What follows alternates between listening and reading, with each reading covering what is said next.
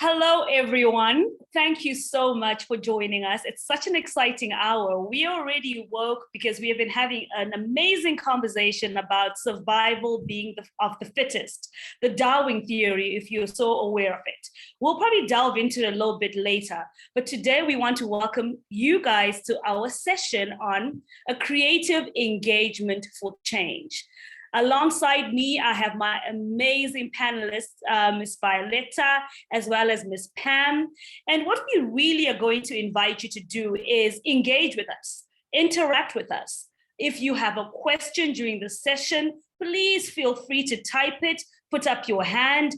The whole idea is, in this session, we want to reimagine community engagement models that are servicing Africa right now. What do they look like? Are they helping us? What can they look like?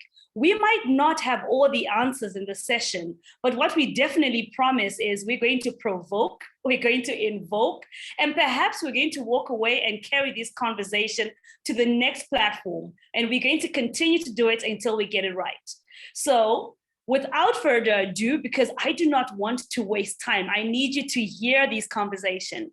I'm going to invite Ms. Violeta. She is going to speak a little bit about inclusive engagement models from a global perspective. I'm going to invite Ms. Violeta to introduce herself. And while I'm saying that, I also just thought I did not introduce myself. My name is Chenesai Mangoma. I am in Marondera, Zimbabwe. I am a trade lawyer by qualification. I want to call myself a social change agent. My calling in life is to ensure that we look at all the social and cultural norms that work to impede progress. How do those feed into policies? How do we start making effective policies? Some of my passion areas are the creative industries. I work a lot in that industry from a systems thinking lens. So thank you for joining us. I look forward to hearing your voices, and I will hand over to Ms. Violeta, who will cover inclusive global trends in community engagement. What do those look like? Thank you. Thank you very much, Cheney, and hello everyone from my side too. Please don't expect the perfect speech. I will share my experiences and hopefully challenge you along the way. Myself being an electrical engineer by profession, I entered the business world and was an entrepreneur for many years, 14 years, then entered politics.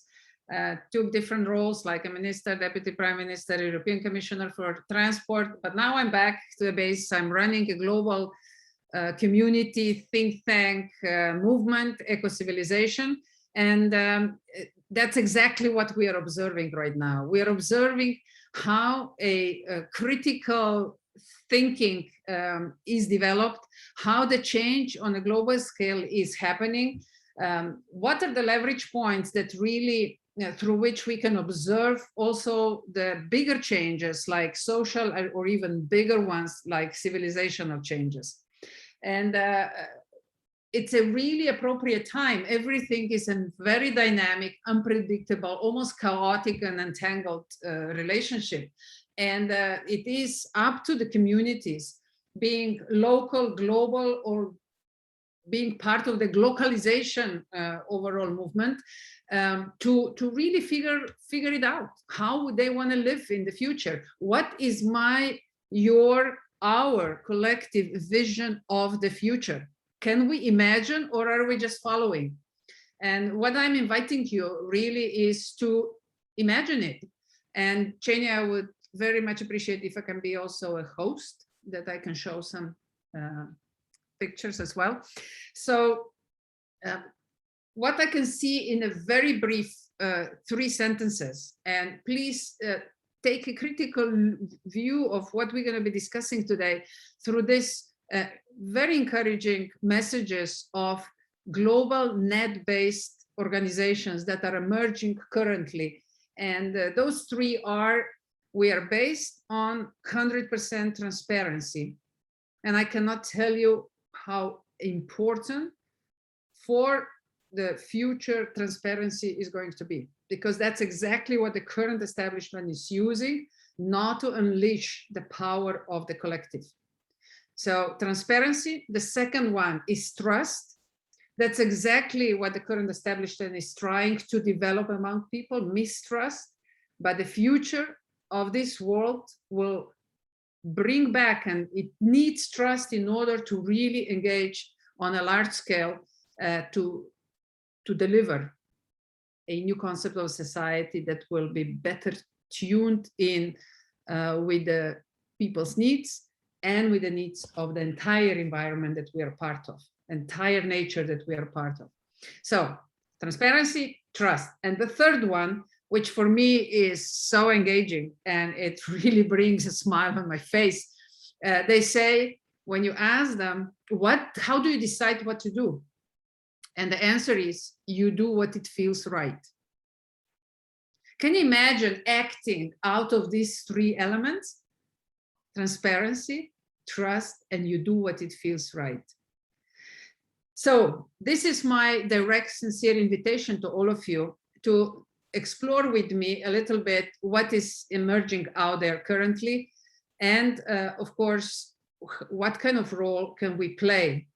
And how can we prepare ourselves better for what's coming, or what the time and space where we are born in is demanding of us? First, I'd like to bring some of your attention to the community, to the topics that the communities of the future are invited to find the new answers for, to challenge the established solutions, because right now they are bringing us to the point of no return, meaning that we are destroying, we are cutting the branch we are sitting on.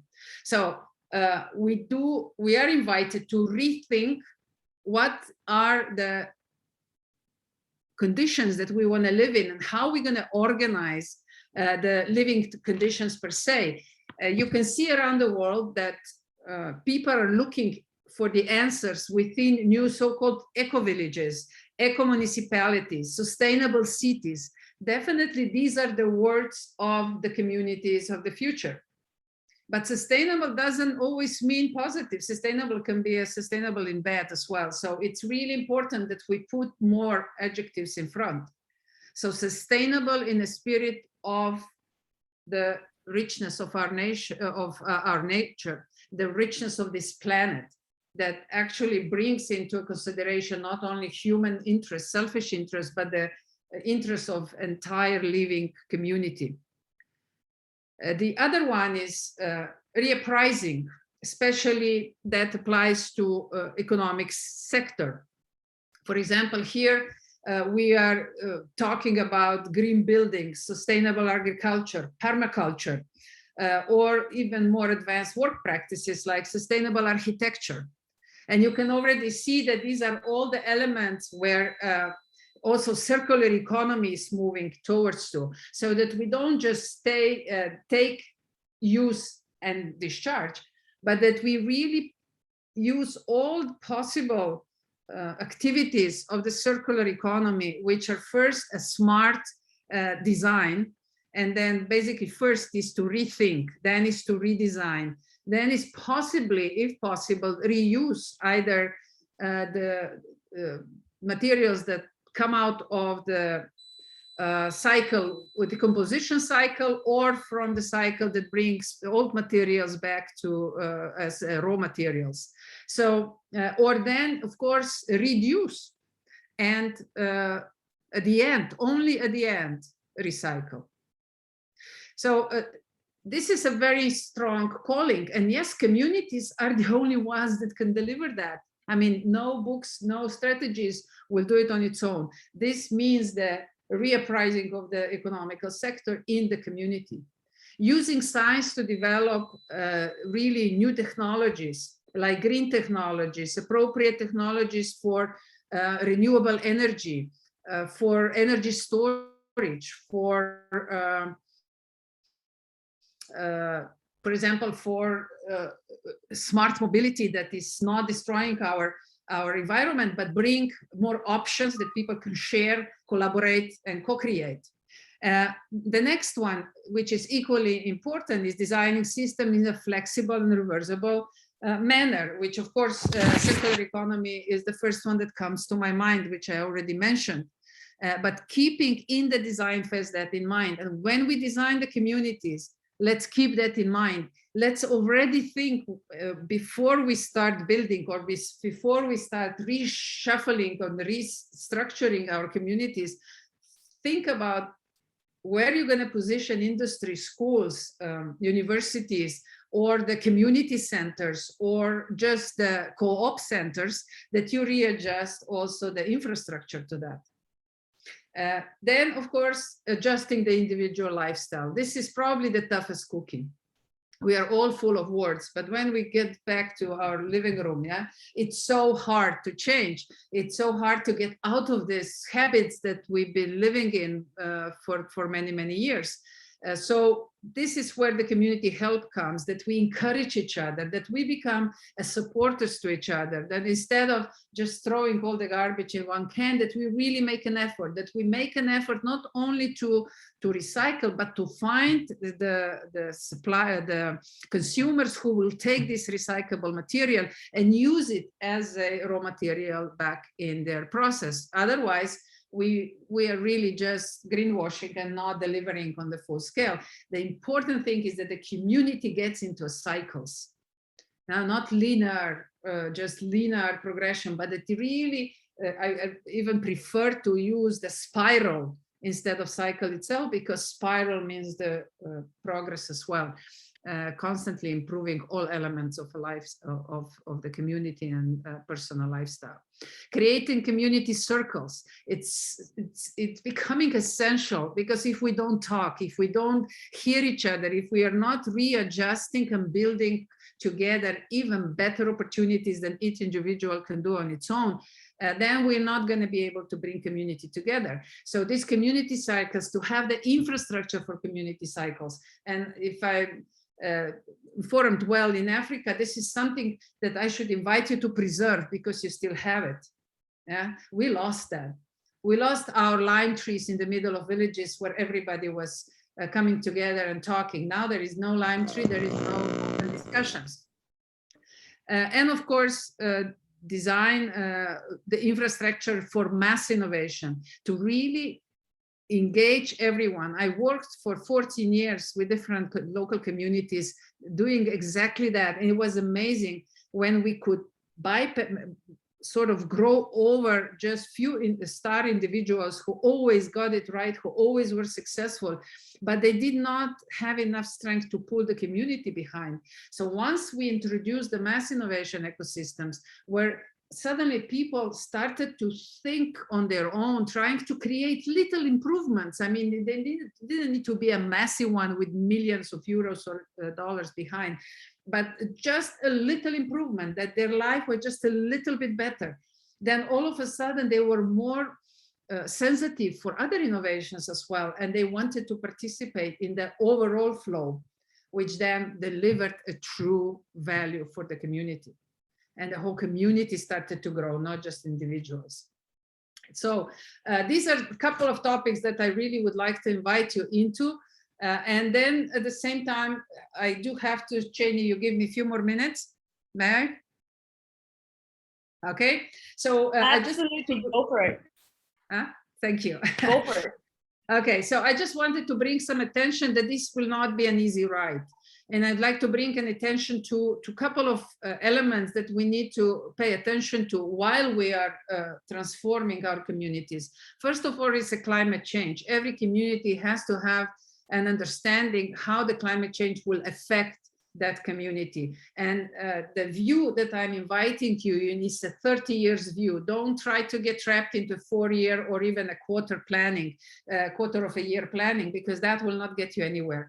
30 years view is the minimum one that you can start grasping the patterns that are happening, and then also trying to understand how much the community needs to adjust in order to avoid the negative externalities or negative effects, and be ready, be robust enough to then cope with possible changes that will be coming. And that is a community challenge. Don't allow the community members to be afraid and insecure, because once you establish the collective, people it's easier for people to get rid of fear. Once people get rid of fear, then they can really create and contribute for the benefit of the whole, not just for a survival.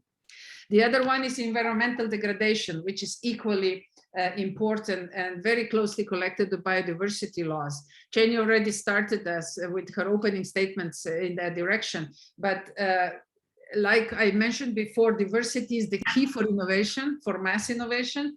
That's why with all the engagements and bringing also partners into a place and bringing the environment into the place, the nature, the nature's treasures, then we constantly create this diversity where we can then build further more sustainable solutions, but especially solutions that will allow us to thrive. And so community is the one who takes care of its diversity, making sure that frogs don't die, making sure that the salamanders don't die, making sure that the foxes and rabbits don't die, because they all create a value chain. And in that food value chain, that's where we are all, basically that's where we exist. Overconsumption is another thing.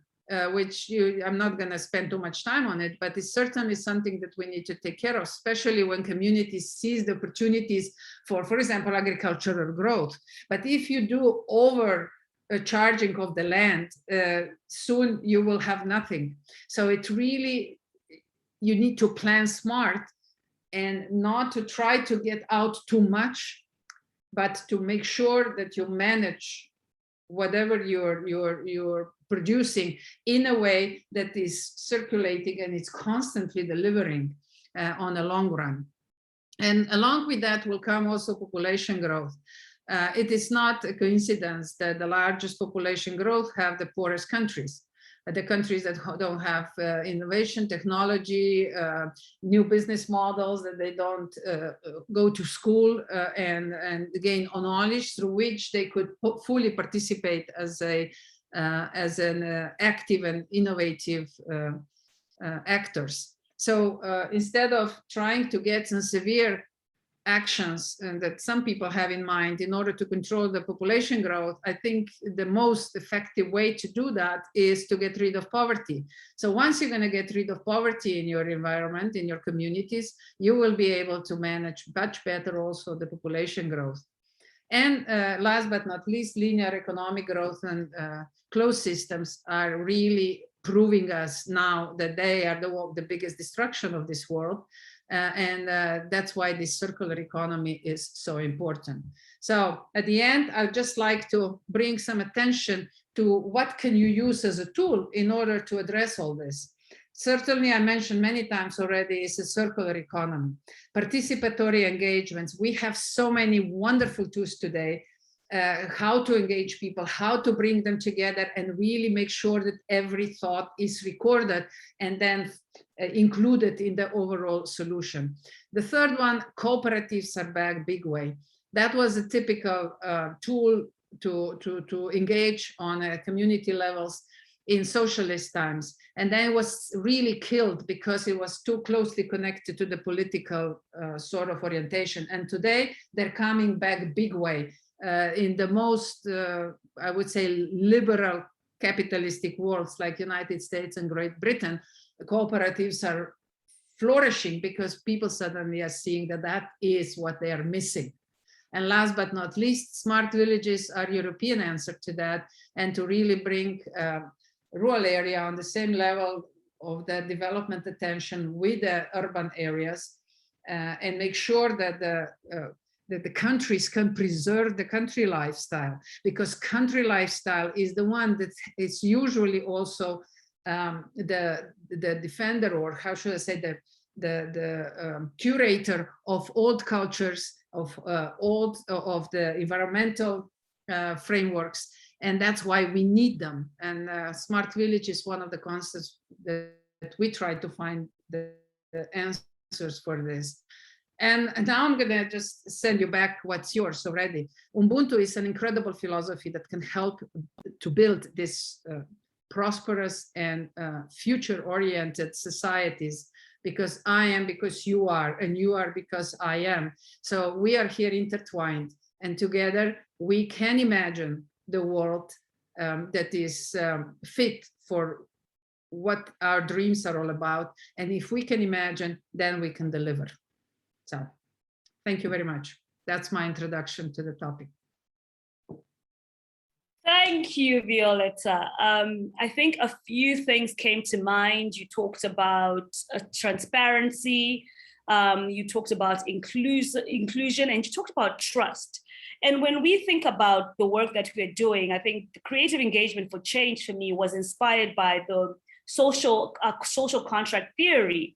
The social contract theory invokes that when we are getting into agreement with society, there is some type of contractual agreement that the society and the policymakers agree to a certain way of doing things. And essentially what is at the core of the social contract theory is the idea of trust, right? If we are to engage communities in a sustainable way, we cannot do that without trust. We cannot do that without being transparent. And interestingly, recently, the World Bank just launched a course through Coursera, if you're interested. It is actually changing societies using data. And they're basing this on the social contract theory. They're saying the social contract theory requires us to collect data, but the data that we collect about these societies has to be based on trust. The way we use the data that is collected also has to be based on trust. So when we imagine this creative engagement for change, we're saying, how do we start asking the hard questions? We have been engaging communities from the beginning of time. Why are we still having the majority of people living in poverty? For instance, in Zimbabwe, we have 67% of our population, 64% of our population in the rural communities. So when we say rural, we're not saying these people are poor, we're just saying they don't have access to innovation such as the digital age. So if we are living in a digital era, how are we going to start building these smart villages? We are not going to build these smart villages until we start asking, what are these engagement models looking like? What do we need to start measuring to determine the impact? And this is where we move into my lovely colleague, friend, sister, Dr. Pam. Dr. Pam is going to talk to us a little bit about impact models. What I love about Dr. Pam, and no, I am not scared to say that word, love about her, is her work is so hands-on. She is the founder of Vanhu, Vamwe, and several other initiatives that she works on. But recently they did a project that touched my soul. When I say touched my soul is because it involved women, it involved upskilling, it involved uptooling, it involved access to markets, and it talked about building sustainable models using skills and resources that are at our disposal. So Dr. Pam, please walk us through some things that we need to consider when we talk about impact in community engagement. Okay, thank you so much. Chenesai, I was thinking, is she talking about me as you were talking? And hello, everybody. My name is Pam Nyawiri, and I'm a design practitioner and an academic researcher working with women, particularly in rural artisan communities in South America, Ecuador, and Africa in Zimbabwe. So today I want us to have a conversation on how we measure impact within community engagement models, with a particular emphasis on the frameworks that I have used myself within my brand, Vamwe, which means one people. So I want to start by unpacking what creative engagement means. In the context of my work, I identify it as a sustained and natural rewarding engagement experience where a user is engaged in an active, reflective, and constructive process in pursuing a creative outcome with an interactive system. And in my experience, creative engagement emphasizes more the user's creative experience over the creative output. And it really helps to make the interactive experience a memorable one rather than just a pretty one. So academically, because creative engagement is a relatively newish concept, the challenge has been the lack of an agreed definition. And this is partly because previous discussions have taken place within the context of interactive arts and education, resulting in a lack of design suggestions for supporting creative engagements in other domains. And there's also been growing research that has drawn attention to the social and tangible nature of creative interactions that determine how creatives experience, perceive, and act in different environments, and also how people make sense of the world. My brand has created a model which aims to provide a meaning of facilitating communication with community in the interaction design process.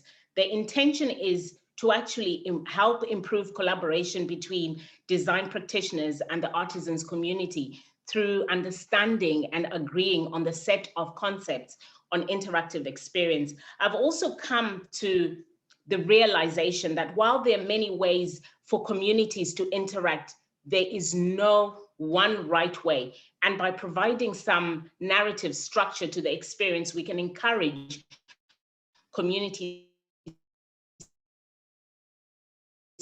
to engage more deeply.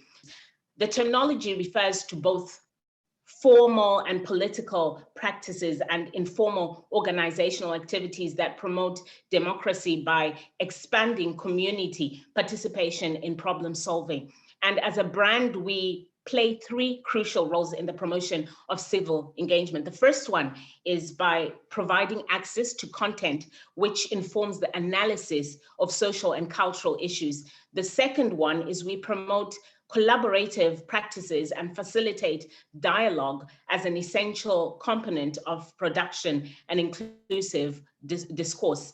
And then finally, the third one, we encourage participation of community in institutional spaces for civic users.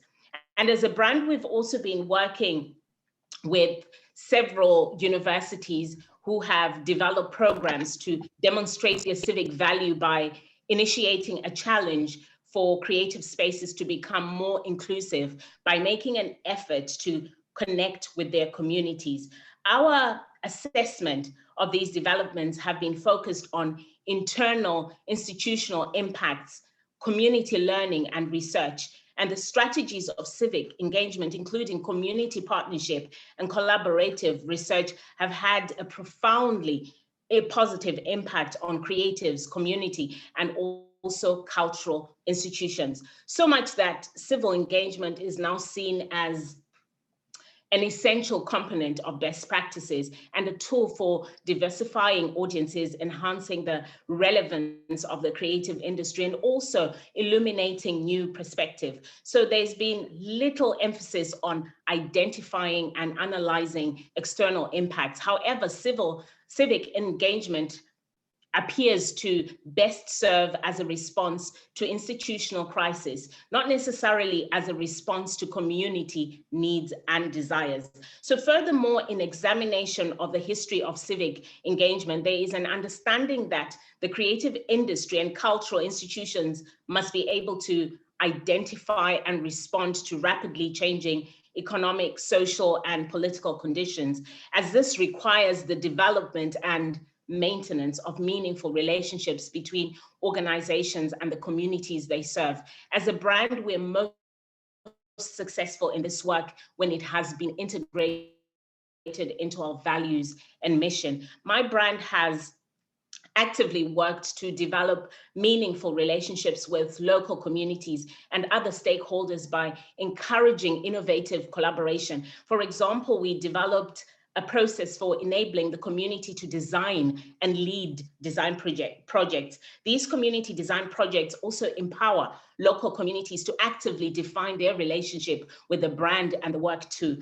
An exploration of the development of civic engagement over time has suggested that its highest aims are best served when we recognize ourselves as serving not only our brand needs, but also a wider community. Our brand has also developed its networks of practice, and these have helped in expanding community engagement by fostering dialogue with the communities.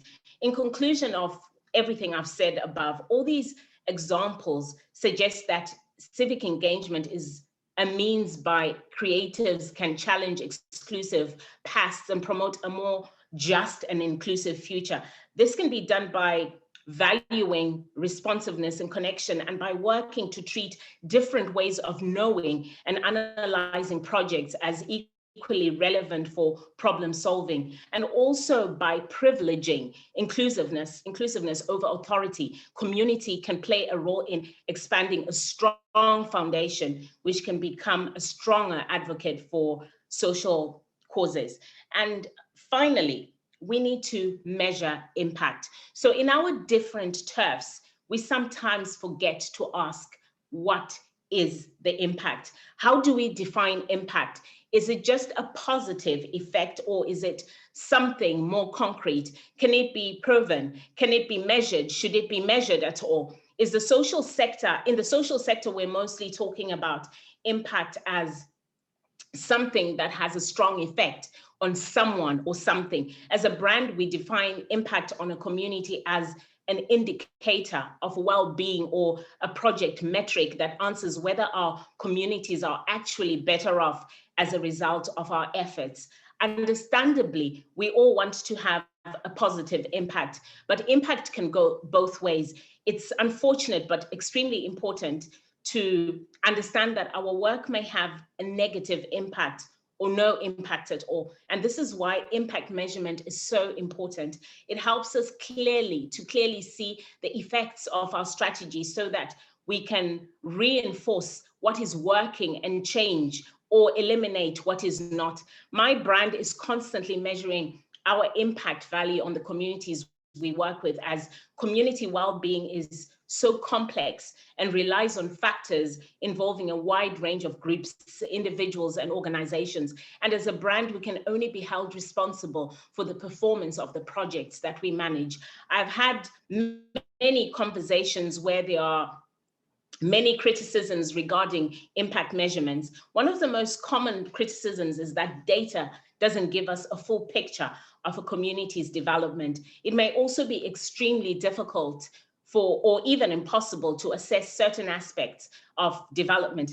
And as a brand, our proof of impact is based on storytelling about our communities, and most importantly, allowing our communities to tell their own stories so that we can gauge impact. And alongside, we also use numerical data with performance measures and indicators. And while our preference is storytelling, we have found that actually tracking data can help ensure our programs are appropriately designed, reflect true community conditions, and are actually making a difference. This means measuring whether the communities we work with are better off as a result of our design projects.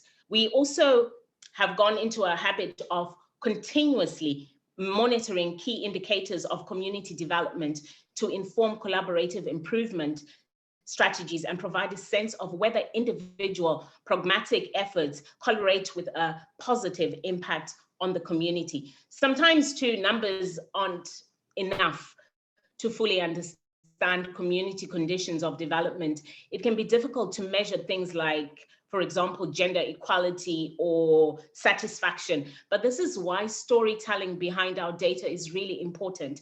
The stories behind our data bring precision and leverage to our work by helping us figure out exactly what we need to change in order to do better for our communities.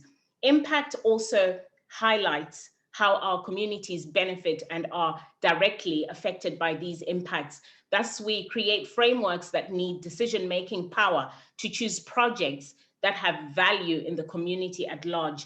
And in my experience, the measure of impact for our brand can only be successful if beneficiary communities are integrated into measurement process. You may ask why include beneficiaries, but when beneficiary communities aren't included in evaluating the projects that affect them directly, it's not only an ethical problem and a diversity, equity, and inclusion problem, it's an information and validity problem as well. We believe that we need to see communities as dynamic expert citizens instead of just static end users, by working closely with them from the beginning, rather than waiting to translate knowledge as a last stage or foregoing translation altogether.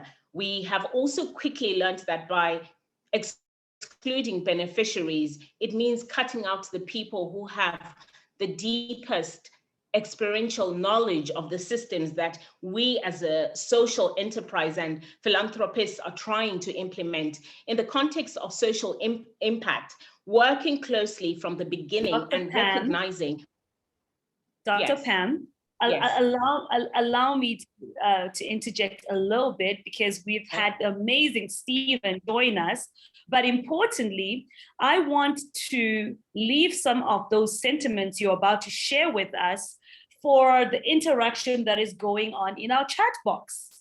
There's been such great contributions, and I'm going to throw something in here that touches on the idea of measuring impact, sustainability, and wanting to see this change. Some folk here are having this conversation, and they're saying we can't do much without our government supporting new ideas into our society instead of discouraging them. There's some, my brother here from South Sudan said, definitely, I agree with that. Climate change is a big problem in the developing world. South Sudan is caused by poverty, the poverty, and it'll affect South Sudan so much in the short run. We can be a desert country very soon if we don't do anything about it. Someone else said, the problem that we have in Africa is not being poor, it is a lack of great leadership. I want to take this and say, one of the things, fundamental things you said was the idea of valuing inclusiveness. And this is what Stephen and his team have been working on with the Great Zambezi Initiative. Now, I'm very fond of this initiative because it is an initiative that is meant to serve the people, to get nuances of new community engagement models. Now, there is a problem because we are living in a digital era. And remember what I said about Zimbabwe, 64% of our people live in rural communities that do not have access to the internet. So here you're running all these community engagement programs, and the same people that you're trying to service do not have access to the digital technologies. The other thing that has been going on, conversation that has been leading, is the idea we are walking into this revolution where we're going to have the internet poverty added to all the other problems we have. So I want to welcome Stephen, my brother, who is currently based in Zambia, a true Zimbabwean Zambian. He is African. In the spirit of Ubuntu, we are one people, right? Stephen has been leading great initiatives. One of them is the Great Zambezi Initiative. Stephen is going to walk us through issues and challenges that he's been facing in reaching these communities in this digital era that we find ourselves in. Stephen, you have the floor. Thank you so much, Chenesai, for this great opportunity. I've got a heavy load on my shoulders, just coming in to speak after the great contributions from Madam Violeta and Dr. Pam there. I'm the odd one out here with like women have already taken over. Yeah. Thank you so much again, Chenesai. I'm going, like you have already said, my name is Stephen Muraga, and I'm a co-founder and the contributor at Great Zambezi Initiative. The Great Zambezi Initiative was founded, as a result of some of the issues that have already been alluded to here by Dr. Pam and everyone else who have spoken. We learned, just looking at the Zambezi, there's an area called the Zambezi Basin, which is shared by about 8 countries, Zimbabwe, Zambia, Malawi, Mozambique, Tanzania, Botswana, Angola, and Namibia. If you listen, if you read about the population, the situation that is being faced by the population that is living in this area, we're about over 30 million people that are found in this Zambezi Basin. They are living in rural areas. They are largely excluded. When you look at the great potential that even just the Zambezi River itself presents, we realize that this is just a highlight of what is prevailing in the rest of these countries and in the rest of Africa as a continent at large, whereby, like you have just said, about 60% of the population, they are living in the rural areas, largely excluded from the mainstream economy. Yet, like what Madam Violeta once said, that they are actually feeding us. They are feeding the few people who are living in the urban areas, and yet they are living in abject poverty.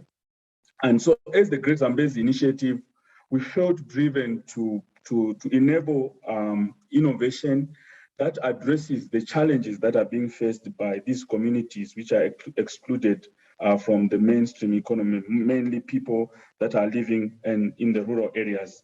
And when the Great Zambezi Initiative was conceived, it was at that time when the COVID-19 pandemic was, ravaging our society, and we were just locked up. I remember there was a time when I was all bearded, like I could not even go to the barber because I felt like if I go there, I might contract the virus. So we were closed in, and that was when we came up with this initiative. I think what is happening to the people who are living in rural communities? I once read the Pathways Commission to Prosperity report. I think if we can all look for it and read that report, communicated the risk that the digital era is presenting to the developing world, like where you find there's already exclusion. There are people who are being left, who are left behind before you bring this wave of technology that is coming in. There are communities who are already left behind. And the commission report said these people are going to be left further behind. As the digital economy is kicking in, they are going to be left further behind. And yet, the report identified an opportunity for the developing countries, for Africa. Like, this is an opportunity where Africa can actually move ahead. It might go to the negative extreme, and also it might go to the positive extreme, where Africa might actually take the lead right now with this, the dawn of the digital economy. Africa can actually fast track development, create jobs at a rate that have never been imagined before. So how can this be if 60% of the population is left behind, is excluded, disconnected? So we thought we want to come up with solutions, we want to help identify, help create solutions that address problems that are faced by the rural communities in our countries. But again, this came at a point where we are not moving around. There are lockdowns, there are restrictions that came about because of COVID-19. So we thought the best way to approach this is to target the young people women and youths who are staying in the urban areas, they are in touch with the realities on the ground in the villages, but at least they have a better chance of being connected, the better chance of accessing training, learning how to innovate around, common problems that are affecting our people, and look at them with a different eye, like look at them as opportunities. So we started running innovation challenges whereby we specifically, make a call. We would like to come up with solutions that address problems that are in the rural communities. And funny enough, the solutions that are coming from these people about how they can address problems in rural communities, they're actually looking at the things that our rural communities are doing, some of the things that are doing for funny. They're doing them just because like it's pastime, or they're just doing it for subsistence. But these innovators, they're coming up with ideas of how you can commercialize already the things that the rural communities are familiar with, rearing of village chickens, simple things that they are doing. It's just to come up with ways of doing these things better. So I know I'm running out of time. And of course, we had to face this challenge of connectivity. And so we had to deal with the people who are staying in urban areas or semi-urban areas to come up with these ideas that can then be taken back to the rural communities to try and address the challenges that are being faced by the community. So that is about the work that we've been doing with the Great Zambezi Initiative to date. Very, very exciting work, I must say. And, I always say it's easier to talk about it, but when you see it in practice, it's so difficult when all you're trying to do is serve these communities and you can't access them. What I do appreciate, being a community practitioner myself, is some of the preservations or the engagement strategies that we can employ are the things that these communities are already doing. I don't think these communities, for instance, the rural community I live in, I don't think they need more buses. They cycle everywhere, they walk everywhere. It's good for their health. It's good for the communities. It is about how do we start embracing that, celebrating that, and actually fancying the most important things. If we continue to assume that urbanization is the way to conserve or to bring development in the rural areas, we could actually be missing an opportunity to actually eco-civilize, right? But we are going into the last segment of our session, and there is still a great dialogue going in the chat box. And some of the issues here we want to talk about, we want to now bring it all in, right? 1 hour is hardly enough to talk about how do we come up with new models of engagement? What does this creative engagement look like? What this is sufficient to do is to provoke us into realizing that perhaps what we are using as engagement models are outdated and they should be abrogated by disuse. This is not me saying this outright. This is me proposing this as how do we walk, when we start saying we are engaging the community, we are engaging the community for impact. What does this impact look like? Someone, I think Elizabeth said in the chat, what is development? And this is the same point we're bringing about. Development in the rural area doesn't mean we're going to bring in new cars. Cycling from point A to point B is good enough. I want us to do a roundtable, and I'm going to open this to the floor as well. And I just want us to list, if we are saying we're engaging communities and we are doing it creatively, we are understanding the need, we are looking at principles of inclusivity, diversity, and we want to innovate. What are some of the factors that this engagement model should embrace? For instance, I say we need an objective impact measure. When I say objective impact measure, I'm saying for everyone who is engaging a community, there should be some objective yardstick. What are you leaving in the community? Objectively, in some communities, you need a borehole. You need more schools, right? You need access to solar energy so that they could have access to internet. What are the factors? Mine is we need objective impact measure. Stephen, what do you think? What should be on this list?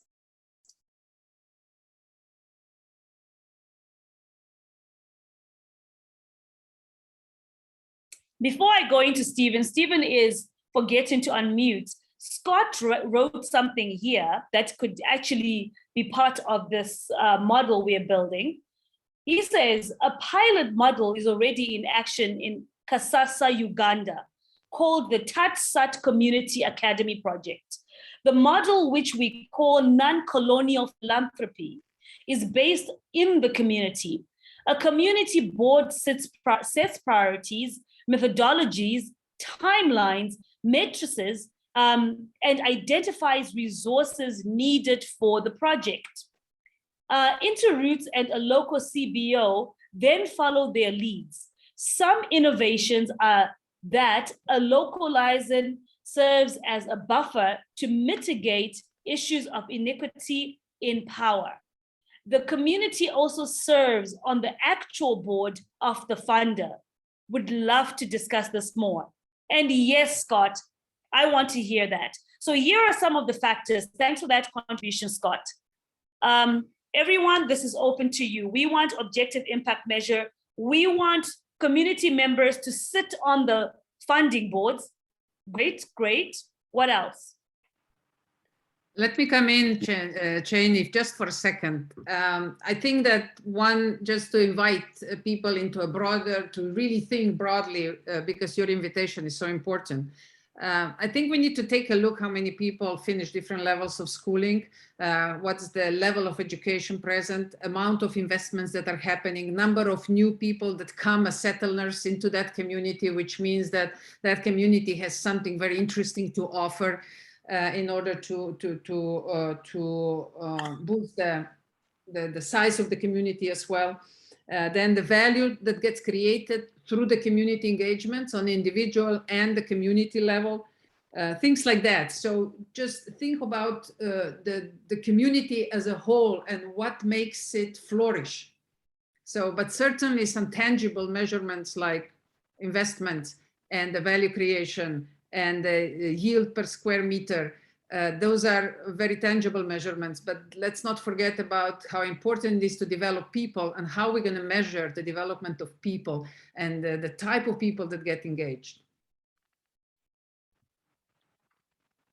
Spot on, very important. Engagement of the people. How do we measure development of the people in the community? Stephen, your thoughts? Yeah, I want to agree with what the previous speaker has said.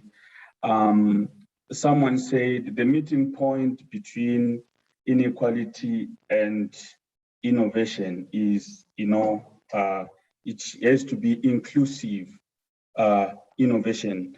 If we are to innovate around the problems that are facing those who are marginalized, it should surely include them. I like that concept that has been mentioned there in Uganda. And also, I liked what Madam Violeta said about what is it that makes the community to flourish.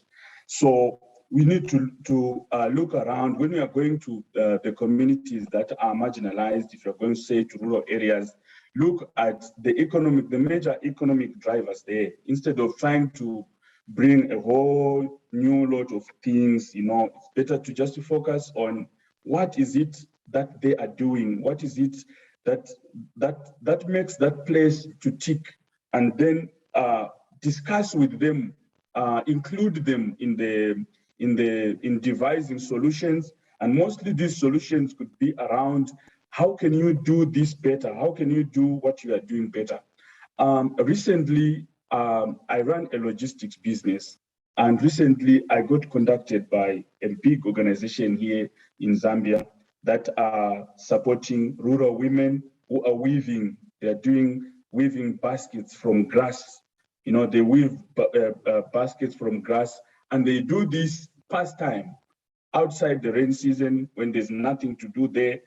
And all of a sudden, there's a booming market globally for those baskets from the rural areas. So these are the same things that they are doing, but right now, all of a sudden, someone is looking at how can we get them the best value for what they are doing. Sometimes you go there to the villages. These are things that they give you as gifts. You have come here, I have nothing to give you. I'm just going to give you this thing that I weaved around. But these are things which are on demand in Europe and America. So we are to be invited to come in there and provide a logistical solution on how these things can go to the market. So in the end, the solution, you know, for these so-called marginalized communities, the solutions are within them. If you are saying you are going to bring in a development, it's just to come up with a method of making them realize what is around them, the value of what they have, what they already have amongst themselves. Yeah, that's my thought.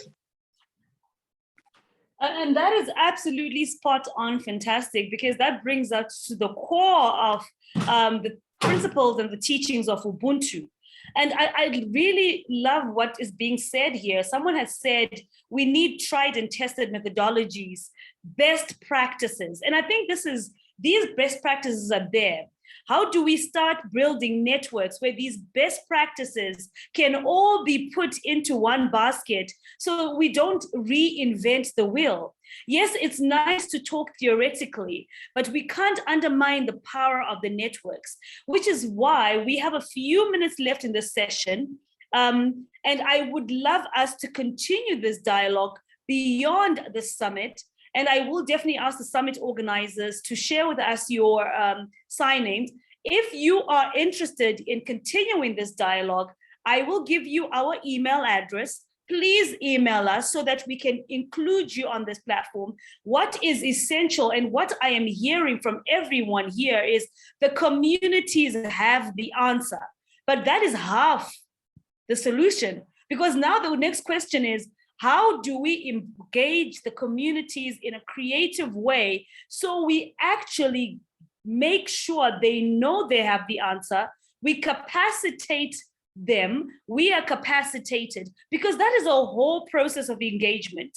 Because what has been happening over time is we have been embracing the top-down methodologies, where we are sitting in an office somewhere, we think ye community needs this, and then we go with our thought, experience, a solution. So what I am hearing from the feedback in our chat is we need to start it at the community level.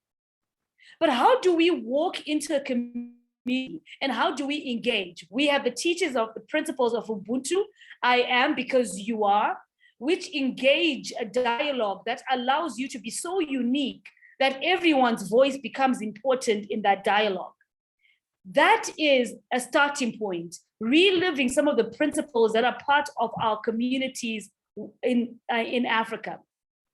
I want to read this final comment here and invite any final thoughts. If anyone wants to say something, please, please feel free to turn on your microphone and speak out loud. Brigid, I hope I'm saying that correctly, says, in my experience, we found that not everything that counts can be counted, and not everything that can be counted counts. Measurement systems can have a lot of unintended consequences, distort incentives, create a big bureaucratic burden, and make local organizations less responsive to changing local needs. Each community is different and can't always fit into a best practice model. There you have it, ladies and gentlemen. We are at crossroads. We're talking about best practice. We're talking about uniqueness. Where do we go from here? Violeta goes on to say, mass innovation, innovative financial mechanisms, market development, innovation, communication, journalism, government engagement, participatory mass workshops. These are some of the sentiments that have come from the chat.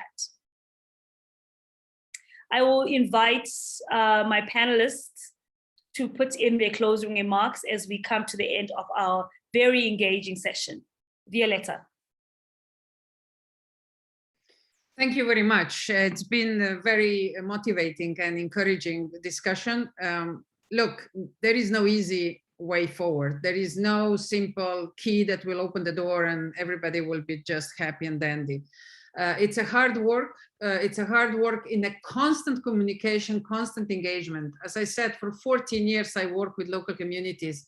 And the first 4 or 5 years, it was almost, there is no effect, you know, and all of a sudden, all the trainings, all the engagement started to pay off. The people started to create small entrepreneurships, a small private engagements on farms. Farms started to become a tourist farms.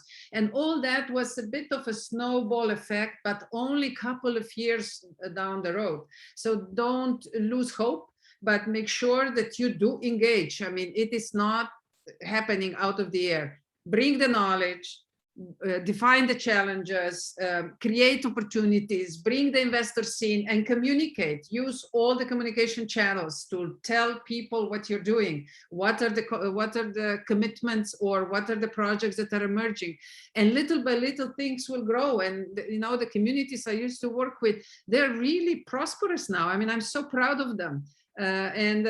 Way after I stopped engaging with them, but I see that the encouragement came from this systematic transfer of knowledge and encouragement that with the best case practices, and keep telling them that they can do it, but they have to engage. They have to really put some efforts into it. And I know that Africa will rise again and Africa will awaken, because you guys have so much potential. Just make sure that you do it, that not somebody else will come and do it instead of you. Hear, hear, Mr. Muraga. All has been said, but I just want to reiterate that what you said, that we are at a crossroads. Either we sink or we swim together.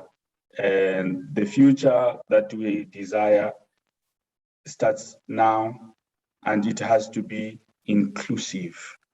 There's a Latin saying, I can't really pronounce it in Latin, but I'm going to speak it in English, where it says nothing about us without us.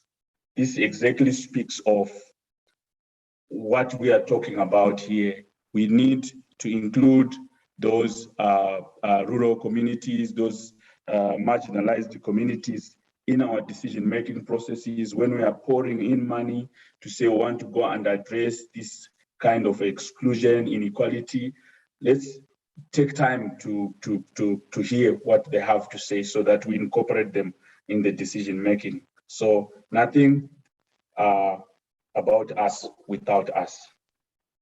Thank you, it has been a pleasure. Thank you very much, Stephen. Pam is trying to get back online. Hopefully she can join us before the end of the session. But I'm going to borrow from Chilande, who says here, the idea of a cycle of conversations, actions, reflections, and repeat are community-centered. We need to continue having these conversations until we get to a point where we have those aha moments. We need to learn to challenge the status quo, imagine, reimagine, distort, build. I like what Violeta said right at the beginning of her discussion. She said, we need to rethink and then redesign. So the idea of imagining and reimagining is we get to a point where nothing is ever good enough because our communities thrive on us always challenging the status quo. There is no one community that is the same. This is why we need those community champions. This is why we need to invest in the people across communities, people that understand the bureaucracy and people that understand the people that can communicate across the the value chain. This is also very fundamental. So yes, we are here thinking about a creative engagement for change and understanding that it starts with the people and ends with the people. I'm very excited to have had this conversation. I'm sad that Dr. Pam could not give us closing remarks, but you will be joining us soon. I hope that the organizers can actually organize another session where we can carry over all of these amazing ideas until we get to those aha moments. Thanks for sharing your best practices. We will continue online, and I hope you have a lovely evening of much introspection. And I am because you are. That's the spirit of Ubuntu that we celebrate here in Africa. Have a great evening. Goodbye.